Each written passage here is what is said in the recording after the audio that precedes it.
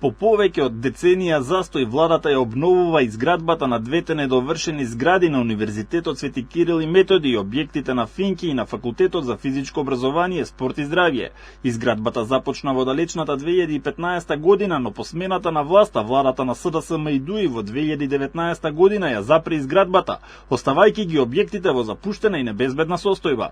За продолжување на процесот потпишан е меморандум за соработка меѓу владата, УКИМ, Градежниот факултет и службата за општи и заеднички работи. Министерката за образование и наука Весна Јаневска објасни дека објектите биле оставени како карабини речиси една деценија и дека било потребно време за собирање на целосната и делумно и застарена документација. Дополнително потребни се измени во проектите заради усогласување со новите законски стандарди. Прибиравме документација, прибиравме информации.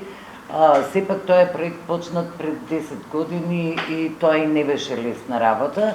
Во овој момент заклучивме дека ќе ни треба стручна помош за да ги направи сите потребни анализи, како што веќе кажа деканот на Градежниот, и за фактичката состојба на двете згради кои 10 години стојат непокриени во вид на карабина. Тоа ќе значи значително подобрување на квалитетот во кој што работат нашите наставници, студираат нашите студенти. Ангажманот на тимот експерти кои ќе бидат вклучени во сите фази од завршувањето на објектите ќе биде доброволен, без финансиска надокнада, како придонес за студентите и поширокото општество.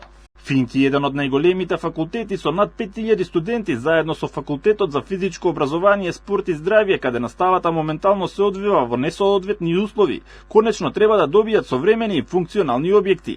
Градежниот факултет ќе формира работна група која ќе изврши теренска проверка, ќе ја ревидира постојната документација и ќе ги дефинира следните чекори за завршување на проектите. Најлоша варијанта од се е овие објекти да останат во состојба во која што се, за кои што се потрошени сериозни средства, а со тек на време пропаѓаат.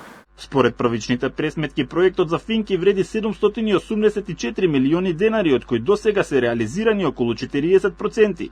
Кај Факултетот за физичко од предвидените 432 милиони реализирани се помалку од 17%.